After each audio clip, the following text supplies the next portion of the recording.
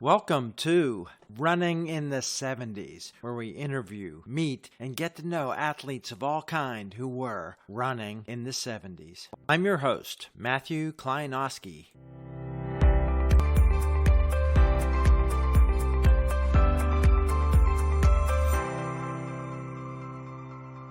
Today we're back in New Zealand on the North Island in Auckland with a great runner that you may know as an author. Maybe you read his books and figured out something about running distance. Maybe you were a fan in the 70s.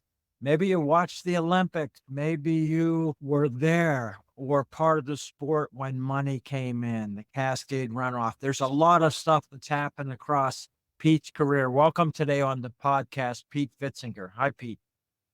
Hey, Matthew. Thank you very much for having me. Delighted to be here. Let's tell people your origin story as a runner or a competitive athlete. How did you get into your first race or running training? It's been a long time, but I went out for the track team in ninth grade, and that's how we used to say it. I went out for the team.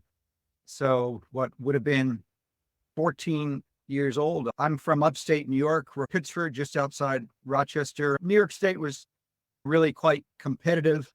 Even down to our county was pretty competitive. I can remember finishing third among the freshman 2-milers and being absolutely delighted with that. And continued on from there. I didn't have a running background. I'm not exactly sure what led me to have a go. I did try out for the swim team. It lasted 4 days. And those people had the audacity to have good technique and to have been training. And I can remember I'd be touching the wall to finish an interval and they'd be diving in for the next one. Yeah, track was a much better option. Going from third place as a freshman 2-miler, I don't remember that we could run 2 miles in ninth grade, but maybe did you just have a varsity team there or it wasn't a junior high team? Yeah, we were allowed to do it. And yeah, always through my career, whatever the longest thing was the thing I did.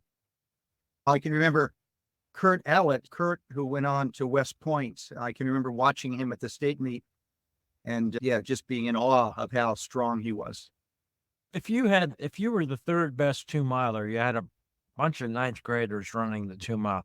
What was the size of the team and the facilities and how was the coaching? We had a good team. It was very competitive on the team scoring. And our coach would always figure out before each meet, now, Pete, you need to do this, and this person needs to do this, and this person needs to do this. And we do that, we're going to win by 1 point or something like this. And it worked. Tom Cole, who is still my friend, I'm in touch with him about every 2 weeks back in Pittsford. So he was the coach, great motivator. Yeah, we had a lot of fun. He built it around the team. It was like, okay, everybody had to do their job. When you started, what had happened in the world of running that you were aware of? The 72 Olympics and stuff. Did you watch those? Yeah, I was aware of pretty much nothing. I can remember watching the 76 Olympic marathon and Frank getting his silver medal, which of course should be gold. But 72, I was blissfully unaware of really anything. Just went out for the team. That was track. And then the guy said, oh, you should do cross country. I can remember saying, what exactly is that? And so they had to explain, yeah, you ran in parks, and that sounded wonderful. And it was wonderful. Yeah. How did you do your high school career? What was the path of success? I was fourth in New York State in the 2-mile as a senior. There were 2 cross country state meets. I was third in one and fifth in the other. And strangely, I was fourth in Nordic skiing in the state meet as well, which was less deep. People might infer that I didn't have good technique and I pretty much ran on the skis, but there's no truth to that whatsoever. Any other runners doing that kind of, did you do it as cross training or did you just jump into the race? No, I did it. I was on the team. We had a skiing team in that northern part of the state. It was fairly competitive. And I guess having a good cardiovascular system for the running, I did okay. I had notoriously bad technique at that. Well, let's talk about you then as a teen student. What kind of student were you? And With that success in the top 5 in 2 different sports a few times, how competitive were you and how did you handle moving up, but not quite maybe winning? And how did you handle goal setting? When I think back about it, there was always a next tier to aspire to. There was to do as well as possible in Monroe County and then do as well as possible in Section 5. And if you did well there, you qualified for the state. I mean, that was a big deal to qualify for the New York State champs and then to do as well as you could there. I remember running the state cross country and getting 84th. There were a lot of people out there going at it pretty hard. It was really a matter of over time, training a bit more, learning a bit more, always having that stepping stone of that next thing. I was really fortunate because I didn't have to think about that. I didn't have to look for that. And it was the same in college and it was the same after college as well.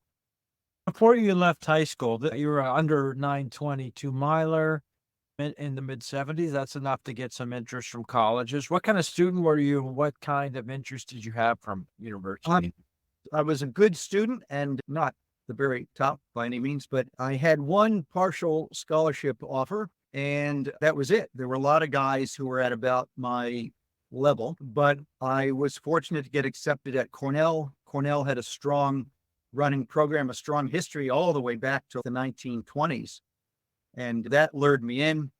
It's a great place to train as well. So Ithaca, New York, just a wonderful place, big, long hills, lots of trails. So it was a great place in retrospect, thinking about it, to ultimately become a marathon runner because it allowed you to go out there and get strong.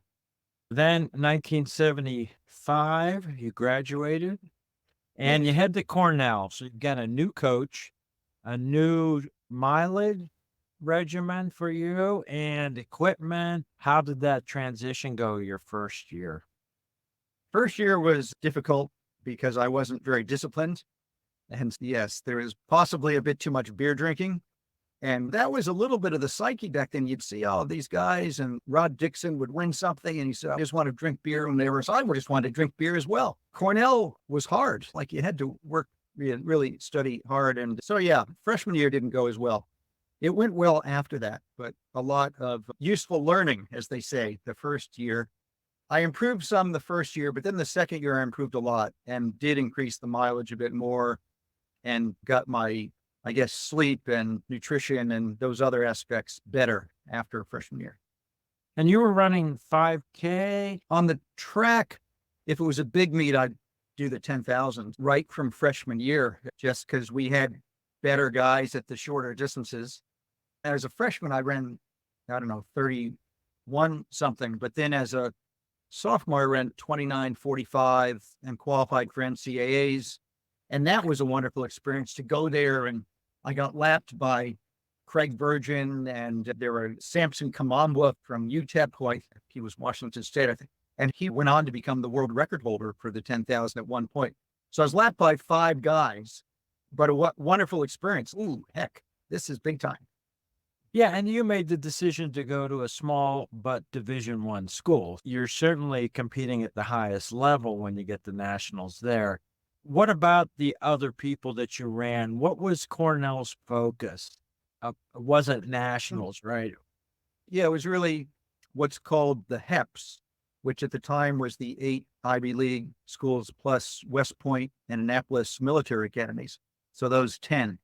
That's evolved now to where it's just the Ivy League. And HEPS, I think, means 7. So why HEPS was 10 and then HEPS is now 8, I'm not sure. But it was a wonderful team thing again. So like high school, we had a great team focus. We had a great team focus at Cornell. We won the HEPS, I think, indoors maybe twice and outdoors once while I was there. But my freshman year, we were 8th out of the 10, I think. So it was like all-time low. And then we all rallied together and got better. So the sense of, hey, how many points come out of the jumps? How many come out of the sprints? How many come out of the throws? How many come out of distance? That was important. And it was, similar to that, the way I had learned to think about it in high school is, hey, your job is to go get points. That doesn't always lead to someone getting their PR, but it sounds like as you were at the 10K. That was your event.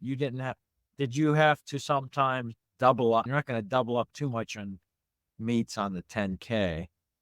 I tried to come back the next day once and do the 5,000, and it wasn't a pretty sight. How did your distance change, your training distance from high school to through Cornell? It was a moderate change, and I guess it continued over the 4 years. Long runs got longer, total distance got a bit increased.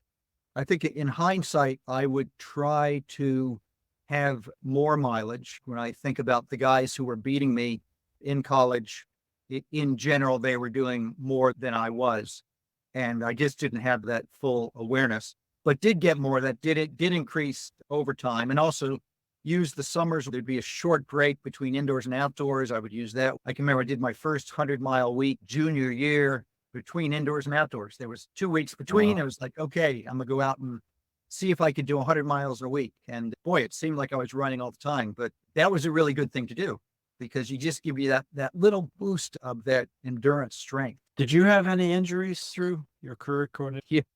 I had injuries in high school, stress fractures, injuries in college. I think 2 stress fractures then as well, usually in my feet. They wouldn't take too long. It would mess up a season. And then at Cornell senior year, I got sick. And at the end of the cross country season. So I really missed my senior year, which was tough at the time, but great motivation to come back and prove what I could do afterwards. So I went into post-collegiate running, pumped up to prove myself. What'd you study at Cornell?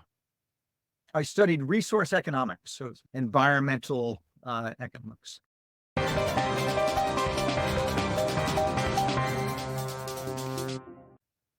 As you're coming out, pumped up to keep running, what did your future look like to you in terms of work, being a competitive runner at graduation? What did the future look like? The week before graduation, myself and 2 other guys, we ran 50 miles to Watkins Glen. I must mention that milestone. Joe Arthur and Kevin Callanan and myself. Kevin was from Watkins Glen.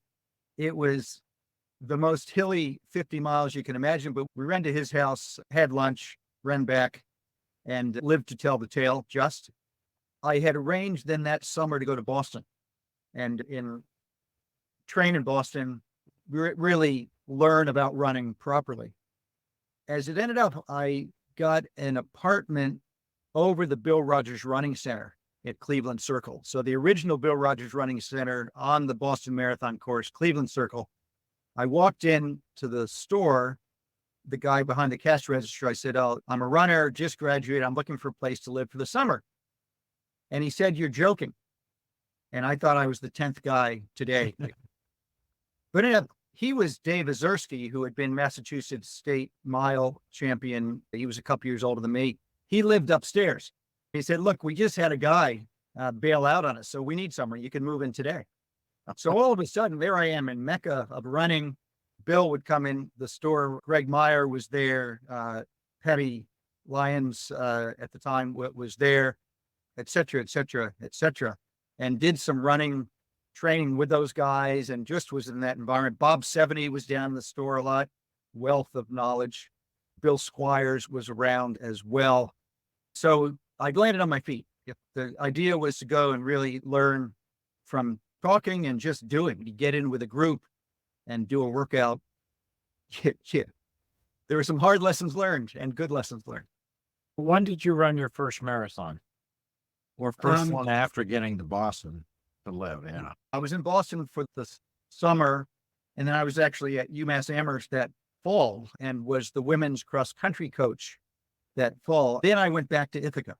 That following April in Ithaca, they have a marathon the day before the Boston Marathon. I think it was called the Boston Alternative. And 2 days before, I declared to the guys I was living with, I'm going to run the marathon. And the day before, I did a race that was 500 meters up a hill. And then the next day, ran the marathon, ran 2:22. I won by 26 minutes. There weren't really directional people. So you got to take my word for it that I did the whole course, because out there, I could have probably taken a shortcut and not been found out. But that was the first one. It was to see what would the distance feel like, how was it? And it was obviously pretty hard, but nothing bad happens. And I thought, oh, this thing could be okay. So let's talk about what marathoning was like, not on the biggest stage in terms of drink stations, traffic control, size of the group. How many people were in that race? I think a couple hundred. I ran for the first 4 miles with a few other guys and then took off.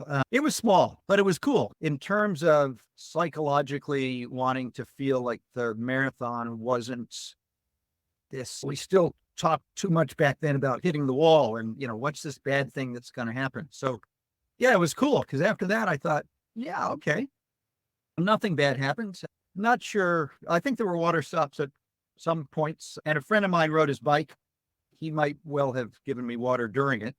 But I can remember there was a point at which we weren't sure where the turn was. So I said, hey, can you ride up ahead and figure it out? And he got it right. Fortunately.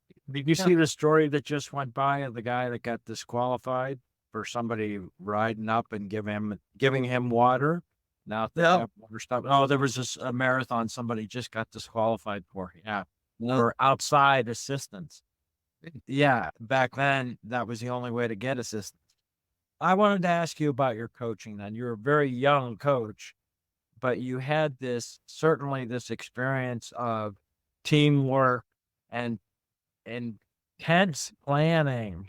How did you relate to coaching women as your first outing? The opportunity really arose because Jane Welsel, who sadly has passed away since then, she was at UMass and she got the job to be the coach at Penn State, which was a bigger program. So really the opportunity just landed with me despite not having the coaching experience, but it was really good. It was just trying to not overdo it on the speed work, try and see how much volume was the right amount of volume. And yeah, the team won the New England Championship. So that was really cool. I don't think they had won it beforehand. And it was, I think back, so Joan Benoit was racing then, and Judy St. Hilaire, like some people who were really national people, and Joni, who of course became world famous, but she was racing against the young women that I was coaching at UMass. Wow. So what did the future look like for you then? How were you fitting in your workouts? Were you 2-a-day running while you were working there? How'd that work? That year, I learned in Boston and it increased my mileage. And then I went back to Ithaca because I really only had only the cross country coaching was available. So I was back in Ithaca and for the first time, really primarily running and with greater mileage and in this wonderful environment with the huge hills and trails and what have you. And I just got stronger and stronger. In 1980, I was third in the Peachtree Road Race. I was third in the Cascade Runoff and was running times that I would only have dreamed of a year ago because I guess I'd been injury free for a year and had increased the mileage. Like I had learned some things in Boston, but obviously you're still new at it. And so you can get it wrong. I got a lot better in 1980 and 1981. And really pretty much all my shorter distance personal bests were set in that time. I did a little bit of work, odd jobs and things, but I was fortunate to get picked up by New Balance. And so I had a small stipend from New Balance and I had low expenses. As an example, when I moved back to the house that I had lived in with some Cornell guys, I was paying $20 a month in rent. $5 a week. What was your shoe wear out rate with that mileage? And yeah, from memory, about 800, 900 miles for a pair of shoes, something like that. a couple months. Yeah, you went through shoes fairly quick. You'd always rotate them a bit, so you'd have a new pair and a partially worn out pair. It was great to not pay for shoes. And it was also great to have some financial support so that I could really focus on the running. And it worked. I was training, sleeping, probably could have still eaten better, but you learn as you get older. What about coaching? What kind of feedback or input were you taking from what you figured out about yourself? During that time, I had learned from the guys in Boston, and I'd also had some input directly from Coach Squires. So Bill Squires, who's famous for being at the Elliott Lounge and writing the workout on the back of a cocktail napkin, That's exactly how it did work. You'd Wow. have a chat with him and he'd write down to the simulation workout, and you'd look at it later and it was actually coherent and you could figure it out. But his basic training that might have been for Bob Hodge or Randy Thomas or Bill Rogers or Greg Meyer, whoever it was quite consistent. You were preparing for that race. You were preparing for the hills, the distance, the environment for that race that was coming up. And you always had enough time to prepare properly. I guess if I was going to summarize how his coaching worked. So I had his input, but really I was back in Ithaca primarily coaching myself with the learning I gained from these other guys. And was New Balance picking up the airfares to these races and the travel stuff too? Yeah, sometimes the race, sometimes New Balance as well. Once I got to a certain level, races would bring you in. But of course, we didn't have cell phones and email, so you had to rely on trying to get somebody on the phone. I'm sure it's much more efficient these days. But I was fortunate. I got good enough just at the time that I needed the within USA travel. And between the races and New Balance, I was able to get there. So it worked out really well. Let's talk about Cascade, because that was a big step in the professionalism. Who did you know going into that race, and was it a discussion? How did that all come about? Yeah, there was an organization called the Association of Road Racing Athletes. And the head of it in terms of past or present athletes was Don Cardong. And Don had been fourth in the Olympic marathon in 76. He'd been a Stanford guy. He was very good in college, moved up to the marathon, and he was the organizer. I think there were other organizers as well, but in terms of the runners and who we knew, and I felt like there were about 30 of us who were part of this and had signed up, and we were pushing to have an open prize money circuit. Then it was a matter of, among the existing big races, which races would do that, because there was some risk for them. Then when it got down to it, which athletes would put their amateur status on the line because you were going to get banned. So this was the 1981 Cascade run-up. So I've been third in 1980, come back in 81. And ended up there were 12 of us who were banned in the end. It took anywhere from sort of 6 months to a year to get reinstated, depending upon what country you were from and just the mechanics of it. We took prize money on the day, got banned, knew we were going to get banned. So you weren't allowed to do most other races after that. Some races looked the other way and said, yeah, go ahead. There was this odd thing called the contamination clause, which was if anyone raced against us when we were banned, then they also either were banned or were at risk of being banned. It was a old-fashioned system that needed to change. Now, I thought that only 3 women were banned, Kiwis. Was there more than 3? How many people took prize money? Well, 12 of us got banned. And so, but I'm not sure of the breakdown between men and women. I'm pretty sure Anna Dane and Lorraine Moeller were among the banned. Yep. Have to look back to see whether Allison Yeah. Rowe was or not. And also other, like Patty banned probably, I think, because she was part of the ARRA in my memory from 40 plus years ago. What happened in that 6 months for you for racing? Yeah, for me, it was actually a year as it ended up, but I was injured for some of that and didn't push it as hard. Funny things happened. So there were races where it was fine, but there's a small race in Van Cortlandt Park, which was the heptagonal, this Ivy League plus Army and Navy. They have an alumni cross-country race, and it's just fun. There might be 300 people in it. I think it was the Columbia coach who organized it. At the starting line, he said, hey, look, Pete's running this race. He's banned, and you all risk getting banned. If anybody thinks you don't race. Everybody's like, what? And everybody raced. And the fact that then in theory, another 300 people all should be banned, it became ludicrous. So the more that these things happened, the less enforceable all of those sorts of statutes were. So I did less racing in that time, but I did have injury, which was a good thing at the time, but it also meant that I didn't feel the urgency. And then the trust money scheme went into place. That was where you could win prize money. You had to put it into a certain account, and you could only withdraw it for certain uses. The Bank of Boulder in Colorado, everybody that I can think of, they opened their account there because they made it easy. And they said, yeah, deposit it there. We'll do the administration of it. But you would then put in, okay, I need this much for my rent and food or whatever it was. And in my case, I'd gone back to do an MBA at Cornell, and they pushed in my case to allow your education expenses. And that was my small contribution, was that education expenses were then added to the legitimate claims you could make. But then, of course, that only lasted, I don't know, a couple of years, and then it went open. So it was a stepping stone.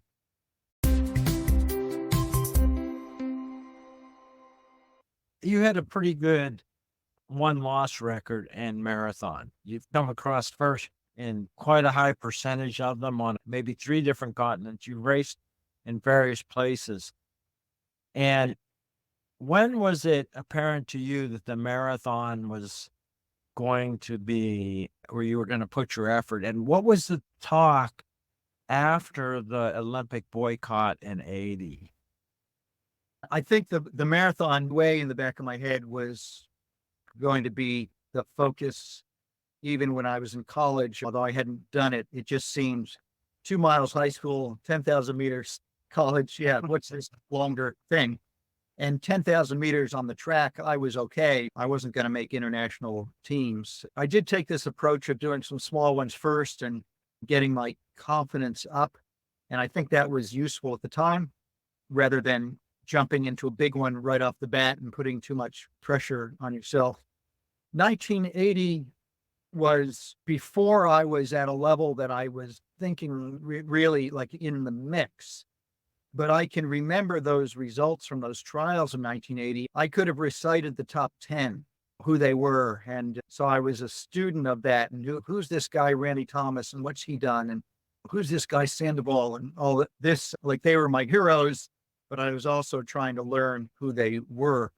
Then, of course, 1984 was a home Olympics. Los Angeles, all the normal hype and excitement, except with the boycott. It had been 8 years for the U.S. since an Olympics, and here we had one at home. So the level of excitement, the media interest, etc., was but quite a bit higher than even for a regular Olympics.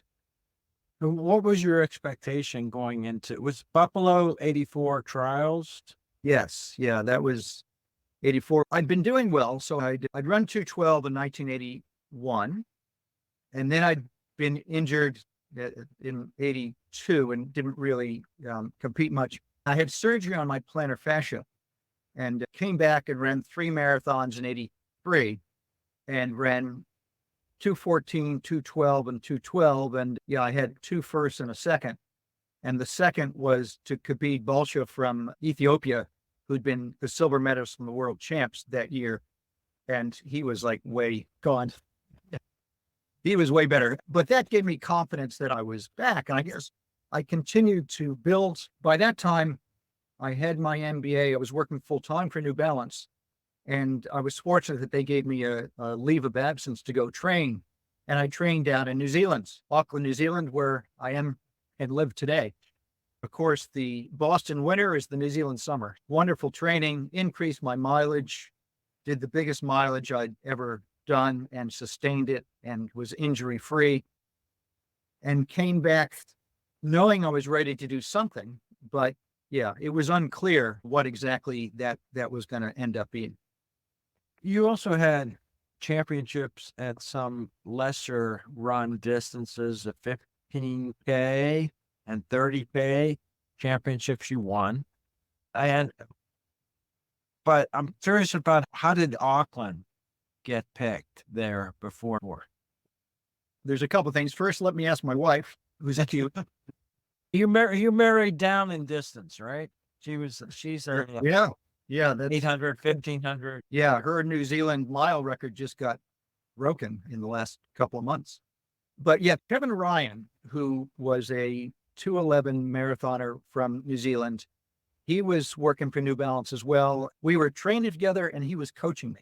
We discussed what would be the best preparation for the trials. And so you got to get out of the Boston winter. So you can go somewhere like Gainesville, or you could come to New Zealand, go train on the trails and the hills, get real strong, and get out of the sort of pressure of, hey, it's the trials and everybody asking about that. Because down here, it wasn't relevant. And so it worked really well. And as it ended up, I had met my to-be wife. She had run the World Cross Country Champs. Oh, no, she had come over to race in the U.S. And we had mutual friends and met through our mutual friends. And then I came back to New Zealand and trained. And then she was on the World Cross Country team for New Zealand, and the World Champs were in New York City. So for the first time, there was a World Cross Country Champs. So that was another great coincidence. And yeah, at the end of 84, we got married. So we're coming up 40 years married, which is amazing to think about. Yeah. Yeah, congratulations. So what do you remember about the marathon trials in 84? I was wearing number 19, but I think I actually had about 13th or 14th best seed time going into the race. So there were a lot of good guys. Obviously Alberto, but Tony Sandoval, who had won the trials in 80, Greg Meyer, Bill Rogers, Gary Bjorkland, etc. Like there were all these good guys. So I was really just thinking, you're strong, do the best you can. That might be 8th, that might be 6th, that might be 3rd. And you don't know what it's going to be, but just go give it your best shot. There really wasn't any pressure on me because there were so many bigger name guys, and all the previews. I think one guy from the Rochester paper picked me for 3rd, but other than that, nobody picked Pete Pfitzinger to make that team.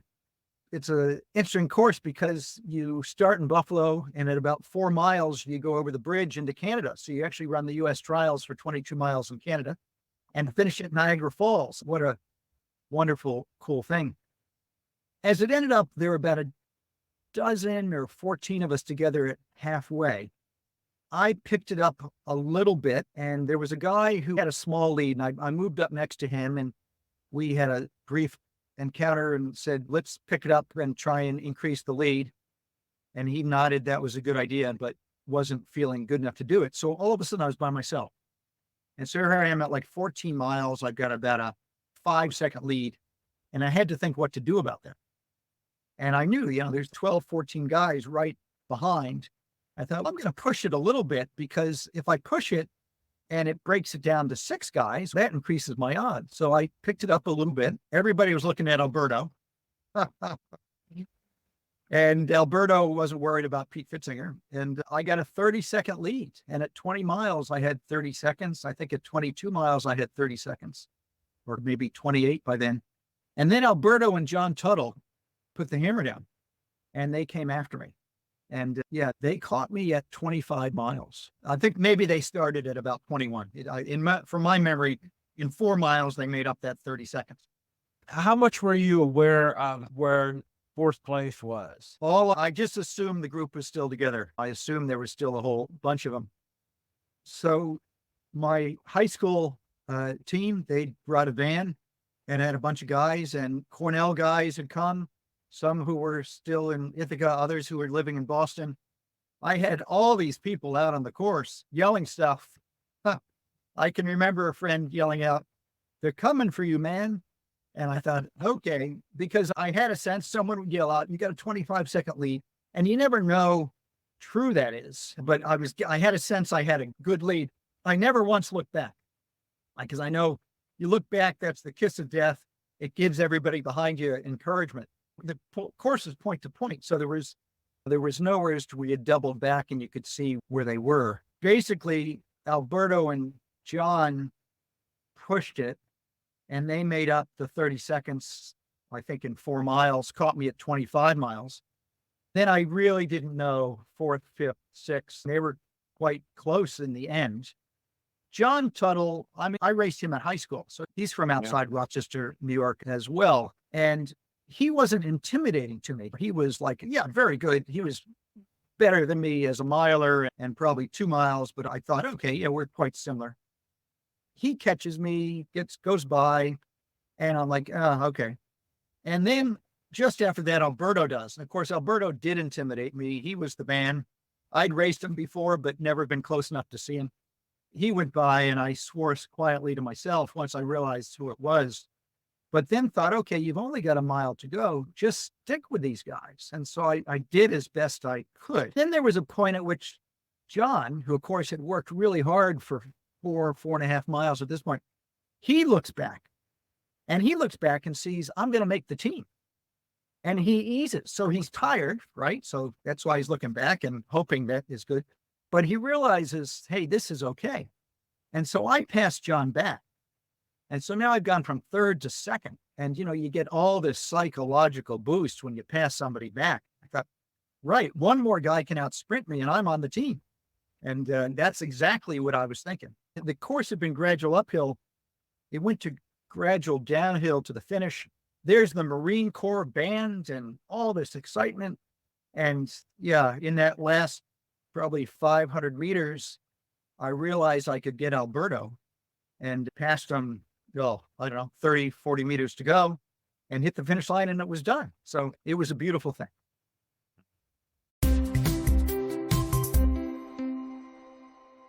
In your 2 Olympics, you were first American.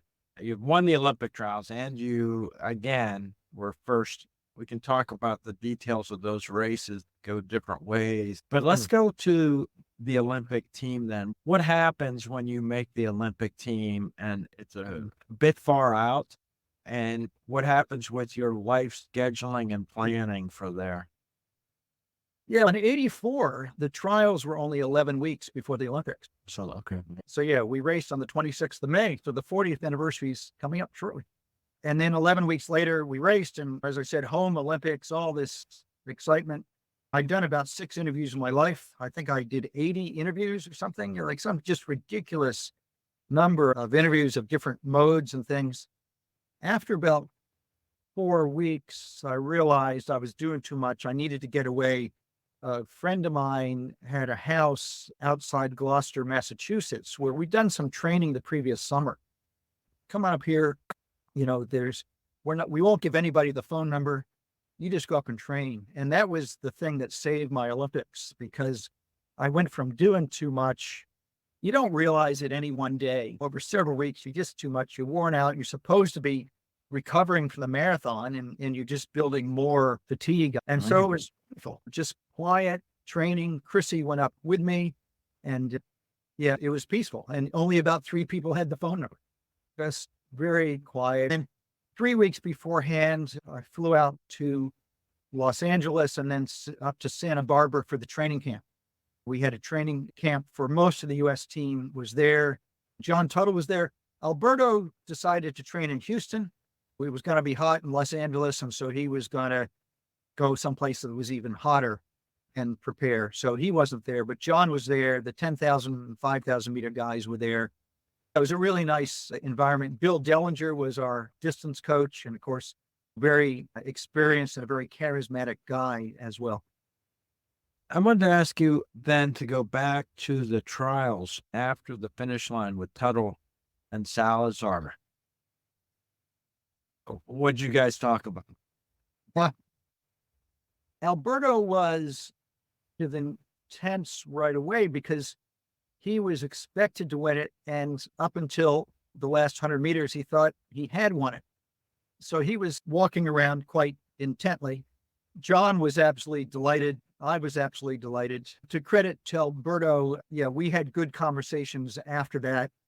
I can remember sitting next to him.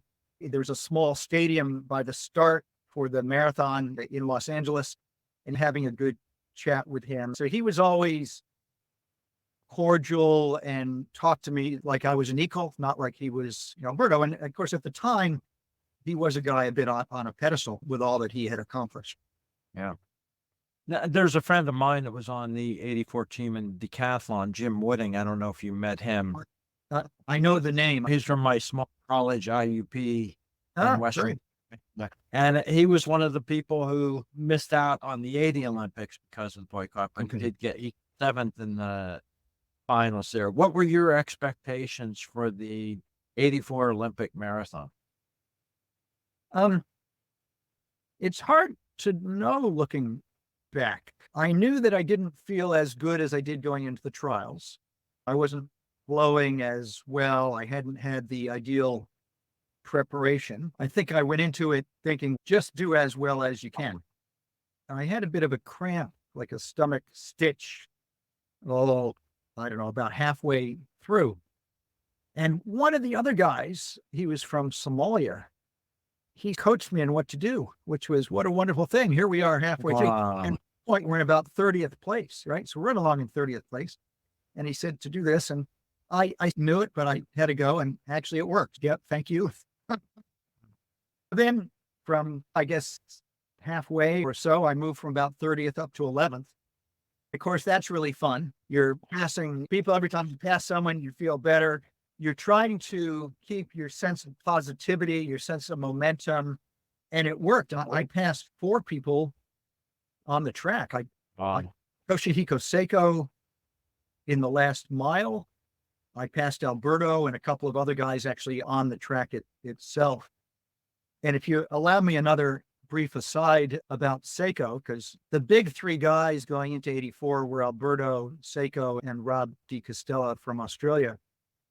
So when I had my surgery at the end of 82, I was doing rehab on an exercise bike on the outside fire escape in Watertown, Massachusetts, and there's snow and ice around. And my breathing would melt the ice on the window there. And I would write Seiko. So I wrote Seiko every morning as I'm doing this thing, riding on this bike. And lo and behold, here, 84, so a year and a half later, I'm passing Seiko with a mile to go in the Olympic marathon.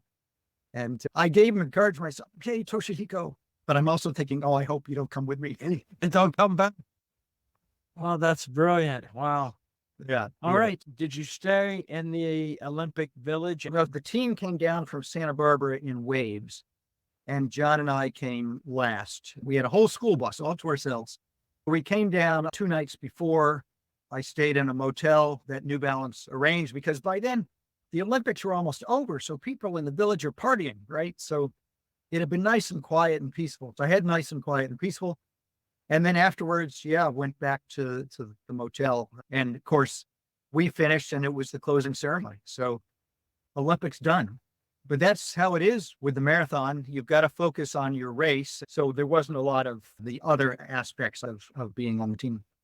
Yeah. A friend of mine who had a Pheidippides running store in Los Angeles, big in the Hash House Harriers, was course marshal for about 10 miles of the marathon course. Did the women run the exact same course? Yes. Yep. And they were a week earlier. Thereabouts. Because I can remember watching Joni and thinking, oh my gosh, what's she doing? I hope she can hold on. Yeah. It didn't take long to separate from the packs. Don told me something that you may have taken a slight wrong turn. The press truck, just a short one, and they ran back and said, you guys turn around and had to do a slight double back, but that lead was substantial. I mentioned being in Watertown, Mass. In 1983, and I suppose, into 84, Joni lived about a mile away. I can remember going to her house to get massage from a guy who would go to massage Joni, and she would do others of us as well. Both trials winners lived in Little Watertown, suburb of Boston. And both first American in the 84 Olympic Marathon. Yeah, congratulations on that. It's very cool. The other one, though, like the difference between first and 11th is huge. So Joni, she's at a different level. What was your return to New Balance? Did you go back to work then between 84 and 88? Just part-time. So it worked really well. When I received my MBA, I went to work full-time, and I'd worked full-time there until I took the leave of absence to train for the trials. And then after doing so well, New Balance arranged really through 1988 just to do some part-time work, go out. I traveled the country a bit and did some smaller races and some store appearances and things as well. But it worked really well for me and allowed me to focus on the running And then fortunately, he had made the team again in 88. Again, you were the top American finisher at the games. How did those trials go? And how was it different being a returning trials winner? Yeah. One thing was different was that my wife had already made the New Zealand team. So she just missed the 84 team and made the 88 team. And so I thought, I got to get on the team too. What the heck? So there was that within the sort of family aspect. I guess I was one of the favorites. I'd been third in New York in 87 and had run high 211. So I was back at my best. But it was one of those things, yeah, where there were probably 10 guys who had a good chance of making the team. And there weren't really favorites in that. And lo and behold, Mark Conover, who rest in peace, Mark, he wins the trials and nobody was picking Mark. And I will concede, I did not know who this guy was who was running away from us up front. He was incredible that day. And he and Ed Eyestone, they pulled away. But my own race, I was in seventh. So 6 guys broke away. I'll say at about 15 miles, 16 miles. I was in seventh. I was with a couple other guys. I think I was with Greg Meyer and one other. And we're watching these 6 guys go out into the distance a bit. It was a very windy day, crosswinds, headwinds, and thinking, okay, hang in there because 6 guys aren't feeling good, right? They're not all feeling equally good. Some of them are hanging in there. And lo and behold, it broke into 2, 2, and 2. So Eyestone and Conover. And then third and fourth, I think there's Mark Kerp was in there. Paul Gompers was in there. Steve Spence was in that next group, the 5th, 6th group. Then the 5th, 6th group broke up. Again, this lip, I finally moved into 6th. But this is after about 4 miles of running by myself and because I dropped the other guys and just hoping.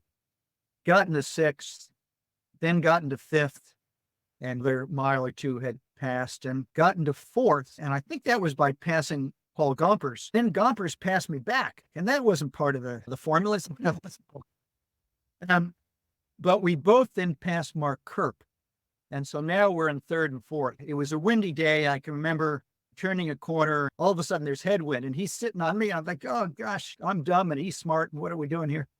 But I was fortunately able to drop Paul in the last 2 miles, something like that, and finish 3rd. Again, Mark Conover, who sadly has passed away from cancer and had a couple of different battles with that. He won it. He was just magnificent. Ed Eyestone was 2nd, and I was fortunate to get 3rd that day. You had won several of your marathons, and you finishing 11th, even at the Olympics, is uncharacteristic out of the top 10. Did you consider yourself a big race day performer? You delivered the goods on a lot of very high stakes races. Yeah, I think both trials I planned well and fortunately executed well the training in the months going up to it and executed well on race day as well. I take pride in that because I did 2 trials and was fortunate to get it right both times.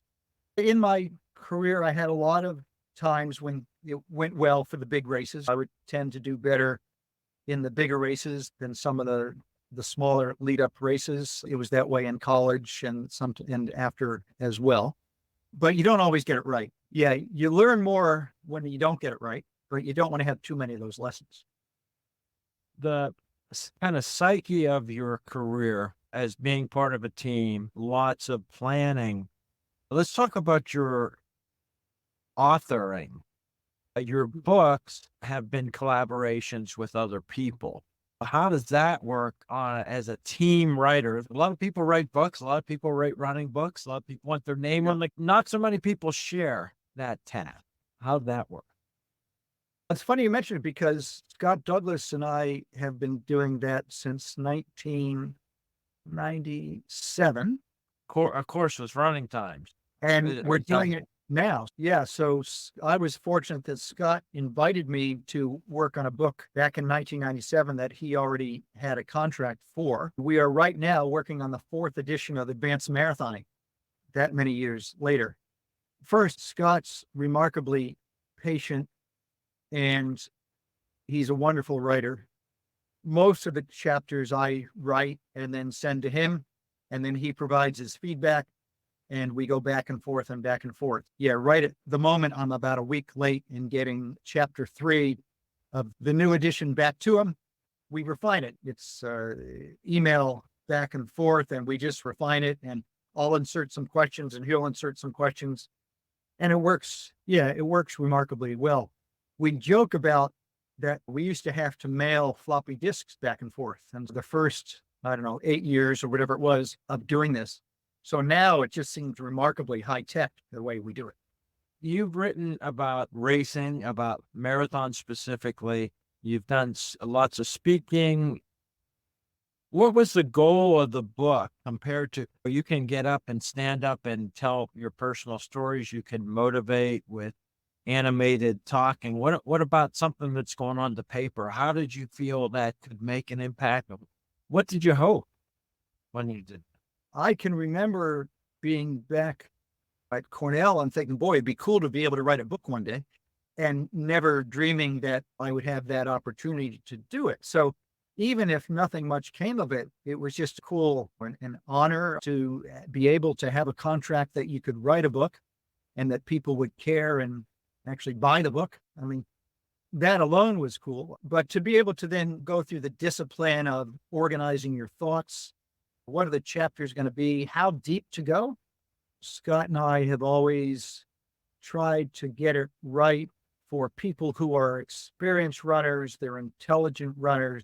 They have a good knowledge base. So you can go a little bit more technical, talk a little bit more about the physiology, but don't cross a certain line where people's eyes glaze over. And yeah, I always enjoyed that. I had my column in Running Times for years, and that was the perfect practice because that was the same audience for the magazine that then became for the books. But I'm very fortunate to have Scott. He's a wonderful guy, very patient. And right at this moment, he's just had surgery and he's doing one-legged cycling where he lives in rural Maine.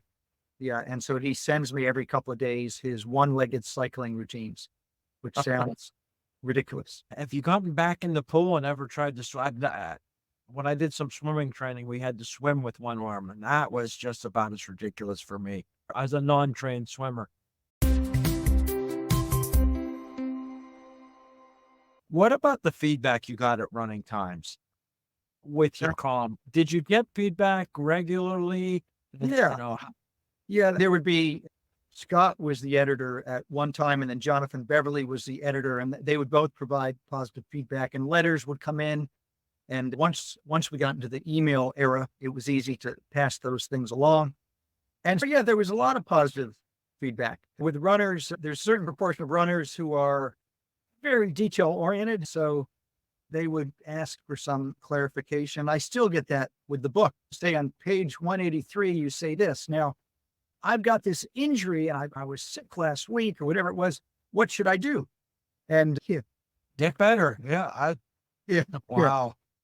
Yeah. So you do get personal requests, which I wasn't always quick enough to respond to, because somebody might ask and I might not see the question quickly enough. And then all of a sudden their time period had come and gone.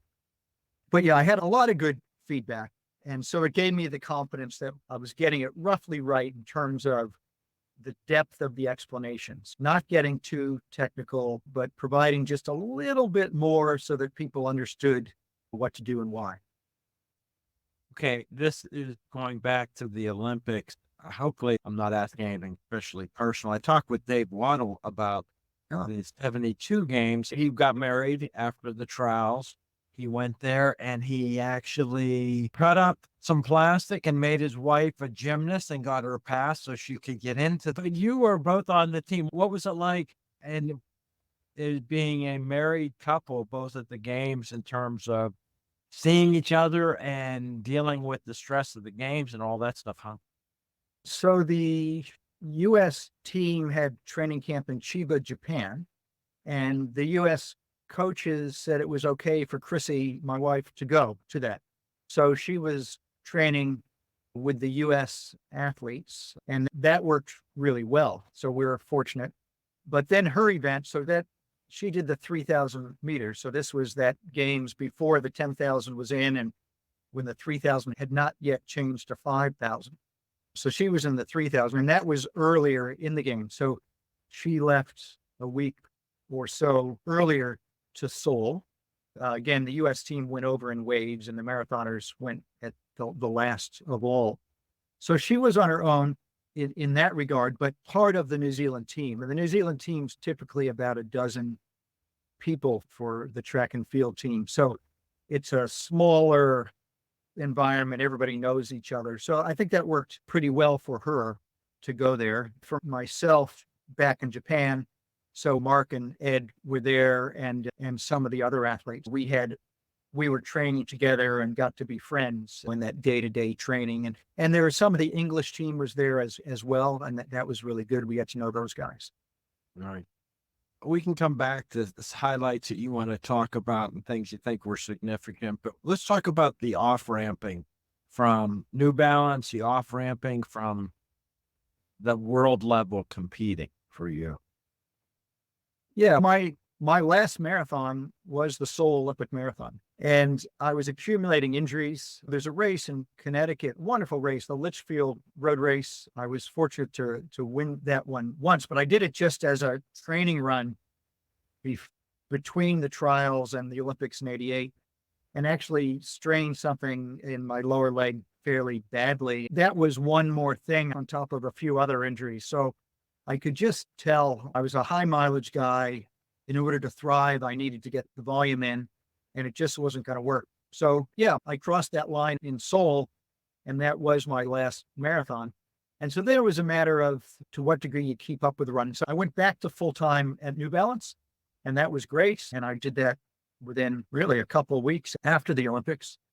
And the company was like a big family at that time. Everybody knew each other, and it was easy to get back into the flow of working there. But I continued running semi-competitively for probably 2 years after that. I do some small races, and yeah, nothing long, but just because it had been part of my life. And you're just trying to figure out, like I can remember for a while, I'd run 10 miles to work. And then after a while, I was like, oh man, that's too much. And you gradually just lower your expectations and get into a lower routine. But that's part of it. It's probably quite individualized, depends upon the person. John Tuttle, for that matter, ran well into his 50s. He kept competitive right through his 30s, 40s, 50s. So everybody's pathway is a little bit different. How did it synchronize with your wife's?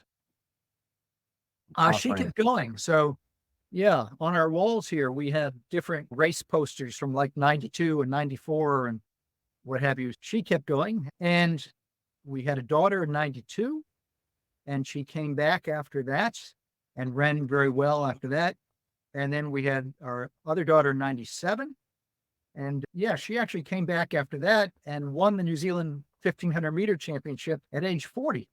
And then things started catching up with her after that. Yes, that was a time like there were more women who had babies and come back and compete at a high level. And there was some of it then, but it was probably more hit and miss. So she definitely came back too hard, too quickly after our first daughter was born, and learned some lessons that were then more useful the second time around. We talked about the transition of pay to run. You had the sponsorship. Were there times that you were getting dollars in shoes and things like this before it was opened up? So I experienced some under the table prize money. So you would go and do a race, and you would know that it was 2,000 for first and 1,000 for second, 500 for third, or whatever it was. The elite runners for that race would know that, but it wouldn't be publicized. So that occurred 1980, 81, probably a little bit after that as the system was sorting itself out, probably 82, 83 in there. So yeah, it was a time of sort of evolutionary change over a several year period. Let's see, did I ever have appearance money when it was under the table? I think I did a little bit. Yeah, a little bit. But I wasn't yet at a level where that was a big amount. Yeah. A couple other changes that happened, of course, are equipment that finally Mhm. has now come to affect distance running, and also performance enhancing drugs, which while you were there certainly was a part of some of the other events. What was the talk about that? The distance runners at that point, in the early 80s, what was Yeah. your thinking and awareness? There were distance runners who would fail drug tests and not as many as today. But of course, the testing today is that much better and has the out of competition testing, and people in most countries of the world can get out of competition tested, which is where most of the positive tests occur. Back then, it was testing. You'd finish the race and you'd have an hour to provide your sample. But still, yeah, there was the occasional failed test. And then there were other people who I'll say everybody knew was doping, but didn't fail a test. You say everybody knew, that depends. Sometimes that's a rumor. Sometimes there's some basis to it. And those things would seem to come in waves. All of a sudden there was EPO, but that was just as I was winding up. So I guess I was fortunate that I wasn't in the main EPO phase when it did seem like there was a lot of improvement quickly, and some of that was suspect. It's sometimes for people hard to evolve, and some people are more passionate about talking about the change in equipment and surfaces and shoes. A lot of people say, yeah, 2:11 marathon back then would be running the times that are comparable now. Did the shoes change, and what was going on with New Balance during that time? Was there a change in technology across your career that you felt made a difference? Shoes changed a lot between the 70s and the early 80s. So that was a big phase. What was available when I was in high school, and you were in high school, there were about three models, and that's what was. And you hope that you could get them in your town anyhow. By, say, 1980, there were many more options, and the technology was improving. And if one company improved, the others would quickly match it. So, yeah, I think it hit a good level by the time I was doing fairly high mileage. Racing shoes were through the 80s, and really it's only the last, what, 6 or so years that there's been the real move forward. But I was fortunate the New Balance shoes were responsive, springy, and importantly, they fit my foot well. I never had a blister, so that's it was as important as anything. The technology in the racing shoes was they were still the minimalist type shoe. You look at what Frank Shorter wore and you look at what we wore in the 80s, that weren't so different. I wanted to talk about your Hall of Fame inductions and finding out about those and how you reflect on those now. But also, how's a New Yorker living in Auckland for this long term? How have you adjusted, and what are your favorite, and maybe what do you miss when you're not back home? I miss friends, right? And again, I'm fortunate because the first time I came to New Zealand in 1983, I called home and it cost $100 for an hour. Well, now we're talking for free right now. Yeah. So technology has improved. So I'm in touch with friends in the US more now than I was back when I lived in the US because it's just so easy. I've got a circle of friends. It's really nice, but you miss the people. But yeah, I'm hoping to get back next year and yes, see some good friends for the first time in a long time. Well, you're in the Cornell Sports Hall of Fame, right? Yes. Yes, yes. So then were you able to get back for that? I don't remember when that happened. Yeah, no, it was quite a while ago. No, I unfortunately I didn't make that. But yeah, I'd love to get back to Cornell as well. I'm still in touch with the program. I'm mentoring one of their young athletes, a woman who runs 400 hurdles, who's Canadian, by the way. Yeah, that's a cool thing. They have this mentoring program where oldies get to have some chats with the current athletes. You're also in the National Hall of Fame, right? I'm in the Roadrunners Club of America Hall of Fame. Yeah, yeah. And Yeah, that's cool. That's a cool honor and coming up through the ranks. So the Roadrunners Club of America is a wonderful thing. And it's, if you think about our sport and there's the track and field component, and then there's the hardcore road racers, and If I go back, it's two sort of separate groups of people. And so the road runners, there were wonderful races way back when. I think about in the 70s, you'd show up, and I can remember doing the Phelps Sauerkraut 20K in Phelps, New York, right? And, oh, wonderful race, the Berwick Thanksgiving Day race in Berwick, Pennsylvania. I know you're a proud Pennsylvanian. Yeah. Some of these races that have been around for years and years, and the Road Runners Club of America really pulled that whole part of the sport together. I lived in Egypt for 15 years. I was overseeing development work, but Fred LeBeau came over as a consultant. Wow. The Cairo Marathon, one of the early Cairo marathons, the event did not go so well, and he was not impressed. How about you and the race directors as a sponsored athlete? And you're doing it by phone call at the last second, but for the big marathons like that, were you expected to, before the race, make the press stops and go to the meet and go to the appearances and things? And how was that for you? Yeah. If there was appearance money involved, then that would be part of it. You're doing this and this. If there wasn't, it was more at your own discretion. Some athletes thrive on that and enjoy that and do it. Yeah. And get something out of it. It's a distraction the day before the race. And I would sometimes do it and other times not. A time I can remember not doing it was before the trials in '88. I found out when the press conference was, and you could get a flight from Boston to New York every hour. So I purposely planned it so I landed just as the press conference was starting. And I got there and I ran into a couple of guys and said, "Oh, how was that?" And they said, "Oh, it was really intense." I was like, "Oh, great. Yeah." No, I made the right call. Let's talk just a little bit more about the mentoring you've done with the hurdler. Yeah. How are you different now than you were in your first coaching? What's changed and what you can provide? It's not really coaching because I don't know much about the 400 hurdles, but it's about planning. It's about the lifestyle. It's about knowing what it's like to be a Cornell student and have to balance everything up. This athlete, she's better organized now than I was when I was, say, a professional athlete. Like, she's got the planning skills. She's got the knowledge. She's a nutrition major. Yeah, she has all the building blocks. Really, it's a matter of giving positive reinforcement, asking a few questions, trying to make sure you don't put any pressure on her because they put enough pressure on themselves. I'd say I get as much out of it as she does, but it's a cool thing. I'm 66 and gosh, is she 20 maybe?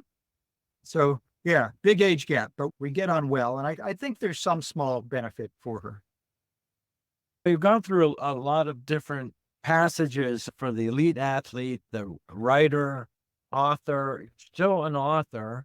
What's next for you in terms of how far ahead do you look for projects and motivation and what you're planning? Yeah, I retired last July. So I was the CEO of Athletics New Zealand for the previous 4.5 years. So it's like Athletics Canada or USA Track and Field, but way smaller. I was in that CEO role. You're leading the sport and a very traditional sport, and you have the participation side. So we have over 19,000 members, but you have the high performance side. And so you're trying to support athletes to win Olympic and Paralympic and World Championship medals. I've been out of that just for a short time, and I'm doing some part-time work. So there's an organization called High Performance Sport New Zealand. I know in Canada, there's On the Podium, which is similar. The US doesn't have anything that's quite the same because basically government support towards high performance sporting excellence. I'm doing some work for them. At the moment, I happen to be interviewing swimmers and swim coaches, which I'm really enjoying. So it's keeping me working in a part-time basis, using some of the knowledge that I've gained, transferring it to another sport, which is cool to have that opportunity. A CEO of a national athletics program, was it just time for you at your age to get out of that? What about letting go of that? Yeah, the thing I haven't shared, a year ago, I was diagnosed with multiple myeloma, which is a blood cancer. So I've got that. I had 4 months of chemotherapy from May to September last year. I had a stem cell transplant last October, which is a significant thing. We're in the hospital for a couple of weeks. And right Wow. now I'm on my fourth and final month of chemo again, but I feel pretty good. It affects your energy level to a degree. And I'm just really lucky that the myeloma hasn't hit me hard. So everything that I've done treatment wise is to knock it back. It's not curable yet. So you just try and hit it as hard as you can, knock it back, and then do maintenance therapy and hoping that it's quite a long time before you need more serious treatment. So yeah, that's a little bit behind my changes. Yeah, wow. Thanks for sharing that. And Sure. Yeah. yeah, it's quite a good example of another challenge that you're battling through with positivity and able to have some, at least now, have some distance from and talk about eloquently. It's good to hear. It's No, thank good for you. I mean, it was diagnosed in a routine annual physical. If anybody out there has put that off, do it, because otherwise I wouldn't have been diagnosed and it would have gotten way worse and I wouldn't have the positive situation that I do have. So yes, get your checkups, everyone. Yeah, yeah, that's a great message here. Apart from just talking about running, I did get you on the radar for this by someone who could get in contact with you, an old roommate of yours, Yeah. A teammate from Cornell, I think you mentioned. John Martin. Right. So you can give out a shot to John Great. Martin. I don't know him, but he's the one who said, I can get you in touch with Pete. Oh, great. Yeah. Yeah. John was a 800 man at Cornell, might have done some 1500s as well. A good guy. And I can't remember when we last spoke, but yeah, there's always a way to track people down these days. It's been a great discussion. Yeah. Thanks, Matthew. I think we covered a great range. I appreciate your insightful questioning and keeping things moving along. You made me think about some things that I hadn't thought about for a long time, which I really enjoyed. Yeah. Thank you very much. I hope you enjoyed another episode of Running in the 70s. Voices, stories, and memories of athletes who were running in the 70s. Until next time, wherever you are, keep looking forward and don't forget to look back.